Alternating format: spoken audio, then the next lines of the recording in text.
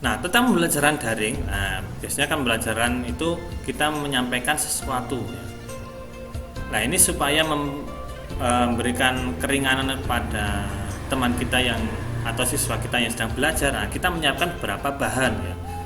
Kalau sebelumnya tadi kita sudah menyontohkan bahwa kita memberikan dua bahan, yaitu yang pertama modul yang berupa teks dan juga video penjelas. Nah, ini adalah semuanya saling keterkaitan. Nah, kalau dengan modul saja, dengan teks saja, ini adalah kuotanya atau kapasitasnya lebih ringan daripada dengan video penjelasan. Kalau nggak ada, kalau dengan modul sudah cukup, nah berarti kita tidak perlu melihat video penjelasannya.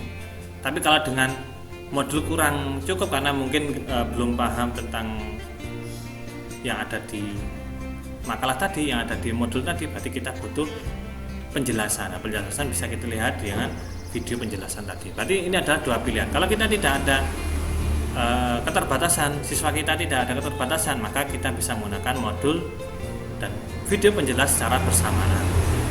Dan kalau ada keterbatasan, mungkin kuota, mungkin kapasitas memori, nah kita bisa menggunakan pilihan, bisa menggunakan teks saja, atau kalau membutuhkan ya kita perlu menonton video tadi. Jadi kita tetap mengupayakan tetap bisa belajar dengan cara yang sesederhana mungkin ya. Kalau modul saja sudah cukup ya modul saja, kalau perlu penjelasan. Nah, upaya dalam belajar di sini hal yang dapat ditempuh supaya tetap dapat belajar. Apalagi tadi tentang pembelajaran yang online ya, walaupun kita ada yang sudah offline, ada yang online. Nah, kita bisa menggunakan pilihan ini. Yang pertama adalah metodenya. Nah, metode di sini bisa kita gunakan adalah PJBL, yaitu Project Based Learning. Berarti kita membuat suatu proyek, suatu rancangan yang harus dikerjakan oleh siswa kita, peserta didik kita. Proyek apa ya? Bebas, yang penting terkait dengan informasi yang akan disampaikan, yang akan dibahas.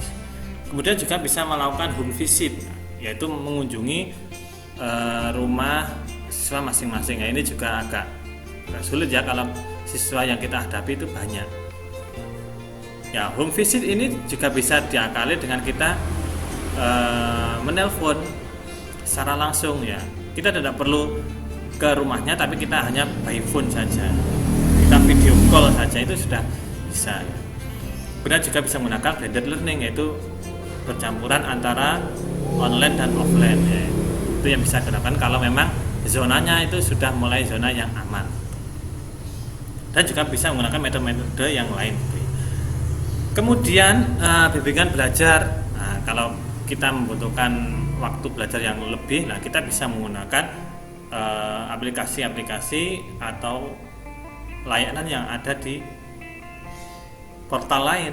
Nah, misalkan Ruang Guru, bisa menggunakan Zenius, bisa menggunakan Kahoot, bisa menggunakan Kelasku. Tapi ini biasanya ada yang berbayar, berarti kita mengeluarkan biaya yang lebih. Nah, kalau guru sendiri lah kita bisa menggunakan yang namanya Room. Nah, Room dan bimbingan belajar ini hampir mirip ya. Contohnya adalah menggunakan Zoom atau Google Meet, berarti kita belajar secara langsung dengan siswa dengan video call secara bersama gitu ya. Kemudian juga bisa menggunakan WhatsApp. Lain WhatsApp ini sebagai pengganti dari bimbingan belajar tadi. Kalau dengan bimbingan belajar tadi kita harus berbayar, nah dengan WhatsApp, nah itu kita bisa gratis ya, karena kita tinggal tanya kepada yang lebih ahli, bisa bertanya pada guru kita. Nah, bagian mana yang tidak kita pahami, nanti akan ada respon dari guru kita. Atau juga bisa menggunakan Facebook ya. Facebook dan WhatsApp ini hampir mirip ya. Kita tinggal menuliskan chat kepada guru kita, kemudian kita tinggal menunggu jawaban dari pertanyaan yang kita sampaikan. Nah, ini media sosial yang bisa digunakan yang lain selain WhatsApp dan Telegram. Bisa menggunakan Instagram juga, bisa menggunakan aplikasi yang lain juga. Nah, ini bisa pilihan-pilihan yang bisa kita gunakan dalam pembelajaran, sehingga kita tidak hanya fokus pada satu media saja, tapi kita juga bisa menggunakan media-media yang lain yang bisa kita gunakan, yang pastinya tidak memberatkan guru dan juga tidak memberatkan siswa gitu ya. Nah, ini adalah nanti beragam pembelajaran yang dapat menjadi pilihan. Kemudian tentang pembelajaran daring ini fokus pada guru, ini adalah bisa memperoleh manfaatnya pada guru.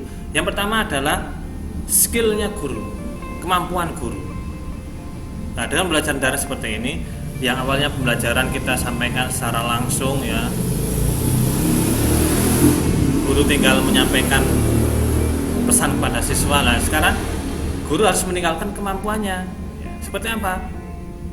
Meningkatkan kemampuan membuat video, kemampuan menyiapkan materi, kemampuan menggunakan aplikasi. Nah, ini kan mau nggak mau kita harus belajar kalau sebagai guru. Supaya apa? Supaya kemampuan kita meningkat, kemudian kita juga mudah dalam menyampaikan materi kepada siswa. Jika mau nggak mau kita harus meningkatkan kemampuan kita ya. Entah itu kita belajar secara otodidak atau kita belajar melihat tutorial yang sudah ada di media lain. Ini manfaat pada guru. Kemudian lebih terencana. Ya, lebih terencana di sini adalah kita lebih bisa fokus pertemuan 1, pertemuan 2, pertemuan 3 itu kita akan menyampaikan tentang apa. Ya, walaupun secara pembelajaran langsung juga sudah terencana, tapi di pembelajaran daring kita harus lebih merencanakan supaya pembelajaran yang kita terapkan itu akan diterima oleh siswa. Media harus kita rencanakan, kemudian makalahnya, PPT-nya harus kita rencanakan supaya mudah dipahami. Nah, ini manfaat untuk guru. Kemudian ada satu persepsi ya. Nah, kalau seperti ini kan mungkin ya di beberapa kelas itu ada yang kelasnya tidak kondusif ya, ramai atau dan sebagainya. Nah, dengan pembelajaran daring itu bisa satu persepsi, berarti guru bisa mengkondisikan kelasnya karena sudah tidak ramai gitu ya. Dan juga yang disampaikan juga akan fokus pada satu informasi. Nah, ini satu persepsi saja. Nah, kalau ada persepsi lain dari siswa misal, nah, tinggal disampaikan saja, kemudian kita jelaskan, dihubungkan dengan informasi yang sedang dibahas tadi. Ya, walaupun nanti ada beberapa persepsi, tapi nanti akan ada penyamaan supaya nanti tidak ada kesalahpahaman dalam informasi yang sedang disampaikan. Kemudian pembelajaran daring juga bisa kolaborasi. Nah, ini juga hampir sama dengan pembelajaran secara langsung karena kita akan berkolaborasi dengan siswa supaya pesan yang disampaikan nanti kita memperoleh reaksinya tadi ya. Atau juga kita bisa berkolaborasi dengan orang lain, dengan guru lain ya. Karena ketika membuat video pembelajaran itu kita merasa kesulitan, nah, kita bisa bekerja sama dengan guru lain yang lebih paham tentang cara menyiapkan media tadi. Kemudian motivasi, lah motivasi di sini adalah supaya kemampuan kita lebih meningkat. Nah, berarti kan karena saya tidak ingin ketinggalan zaman, maka saya juga harus mengupgrade kemampuan saya. Jadi lebih termotivasi dalam menyiapkan pembelajaran secara daring. Menyiapkan kuota, menyiapkan memori HP, menyiapkan laptop, menyiapkan aplikasi dan sebagainya itu sebagai motivasi supaya tidak ketinggalan dari guru yang lain. Nah, sesuatu yang baik harus diupayakan untuk direalisasikan karena dampaknya akan kembali pada diri kita sendiri ya. Kalau semuanya tadi manfaatnya adalah untuk kebaikan orang lain, nah, maka nanti insya Allah akan kebaikan itu kembali lagi kepada diri kita sendiri.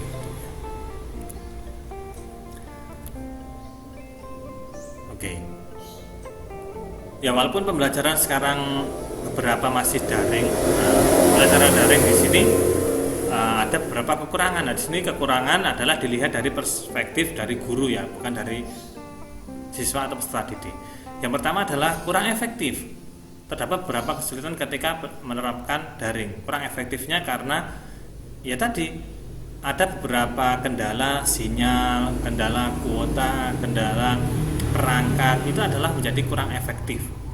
Apalagi guru-guru yang sudah lanjut ya atau sudah tidak memahami tentang IT, nah itu nanti akan menjadi kurang efektif karena penyampaiannya hanya monoton saja. Silakan membaca buku halaman sekian, silakan mengerjakan buku halaman sekian itu nanti kan berarti akan kurang efektif.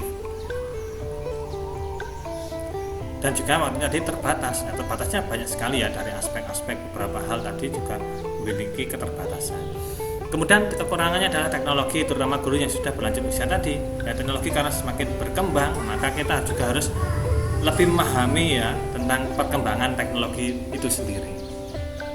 Itu tentang pembelajaran daring. Walaupun tadi kita lebih memotivasi, tapi ya teknologi bisa menjadi kekurangan kita, apalagi kalau kita tidak menguasai tentang teknologi itu.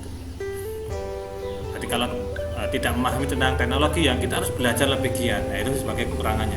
Harus belajar dulu, kemudian memahami dulu, baru bisa menyampaikan materi. Ya kalau waktunya nutut, kalau enggak, nanti kita bisa ketinggalan. Kemudian PR ya, tugas yang diberikan dikerjakan orang tua. Ini beberapa pembelajaran daring, ada beberapa kasus yang tugasnya itu yang mengerjakan bukan siswanya ya, karena keinginan orang tua, siswanya, anaknya memperoleh nilai yang bagus, makanya yang mengerjakannya adalah bukan anaknya tapi orang tuanya. Nah, ini harus dihindari oleh orang tua. Bagaimana caranya supaya yang mengerjakan adalah anaknya itu sendiri. Ya seberapa apapun, yang penting yang mengerjakan sendiri itu lebih baik ya. Dan ini di sisi guru, nah ini harus punya cara bagaimana caranya supaya mengerjakan tugasnya itu adalah siswa tersebut, ya, bukan orang lain. Apalagi kalau memiliki kakak itu ya, nanti kan lebih paham tentang materi. Nah nanti yang mengerjakan kakaknya atau anaknya ini, nah ini adalah tugas guru, memastikan supaya yang mengerjakan adalah benar-benar siswa itu bagaimana. Nah itu. Kemudian tugas-tugas yang lain, materi dan laporan lainnya. Nah ini adalah kekurangan dari sisi guru, karena selain guru harus mengajar juga harus menyiapkan dokumen-dokumen yang lain gitu ya. Nah, ini juga menjadi tugas ya, walaupun bukan kekurangan, tapi ya bagaimanapun ya tugasnya tidak hanya menyampaikan materi, tapi juga harus menyiapkan dokumen-dokumen yang lain gitu. Nah itu ya. Ya kalau seperti ini kekurangannya ini pasti ya juga bisa diatasi gitu ya. Seperti kurang efektif, berarti kita menggunakan aplikasi yang lain untuk mendampingi materi yang sedang kita sampaikan. Dan teknologi kita belajar ya, belajar semampu kita. Dan PR kita upayakan PR-nya tidak terlalu banyak, itu yang penting PR dikerjakan secara langsung, berarti tidak ada PR ya, dikerjakan pada saat itu juga. Kemudian tugas-tugas ya kita cicil, kita lengkapi sesuai dengan waktu yang ditentukan, supaya nanti kekurangannya tetap ada tapi tetap sudah bisa kita minimalkan. Oke, kemudian tentang pembelajaran daring di sini pasti ada yang setuju dan juga ada yang tidak setuju. Nah, untuk yang setuju karena waktu dan tempatnya lebih efektif atau lebih fleksibel ya, waktunya itu gampang. Nah, itu kita di rumah bisa, di taman bisa, di jalan bisa, dan sebagainya. Kemudian bisa belajar atau belajar secara mandiri ya, karena pembelajaran daring kita bisa belajar di banyak sumber ya, tidak hanya sumber yang disiapkan oleh guru kita. Nah, kita bisa belajar dari sumber yang lain, nanti kita bisa belajar secara mandiri. Kemudian juga kita bisa menguasai teknologi dan juga lebih produktif. Nah, kita bisa menggunakan HP kita, menggunakan laptop dengan lebih baik karena kita bisa menguasai teknologi tadi, sehingga kita bisa produktif, bisa membuat materi, bisa membuat video dan sebagainya. Kemudian yang tidak setuju karena beberapa siswa kita itu tidak memiliki HP sendiri, masih menggunakan HP orang lain, HP orang tuanya.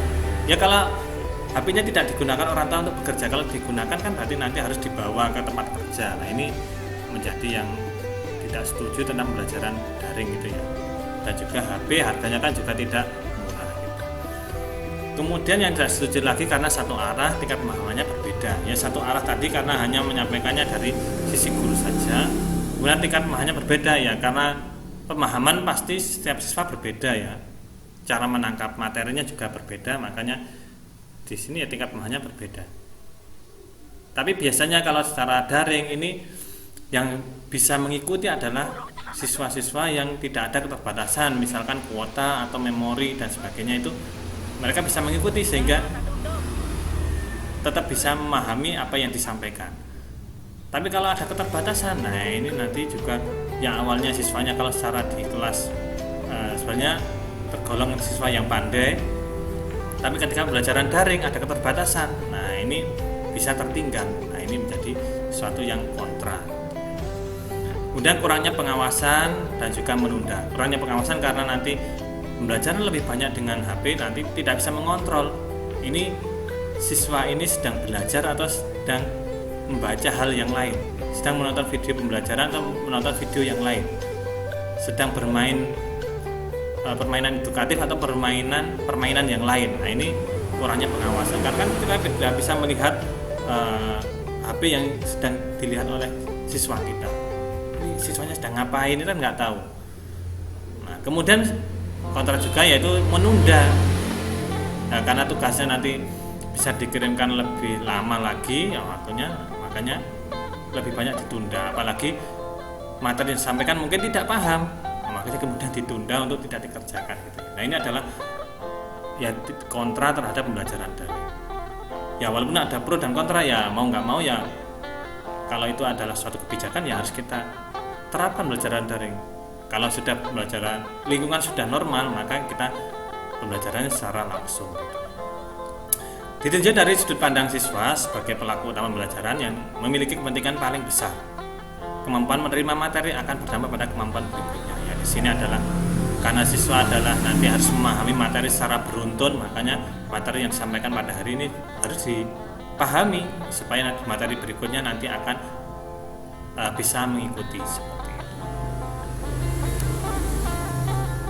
Nah itu tadi pembelajaran kita pada hari ini tentang interaksi pembelajaran. Tadi ada beberapa yang kita bahas, ada tentang media dan juga ada tentang pembelajaran daring. Ya, kalau ada pertanyaan seputar materi pada hari ini bisa disampaikan di kolom komentar atau di grup yang tersedia. Ya, materi hari ini saya cukup sekian. Kita akhiri dengan baca hamdalah bersama-sama. Alhamdulillahirabbil alamin. Assalamualaikum warahmatullahi wabarakatuh.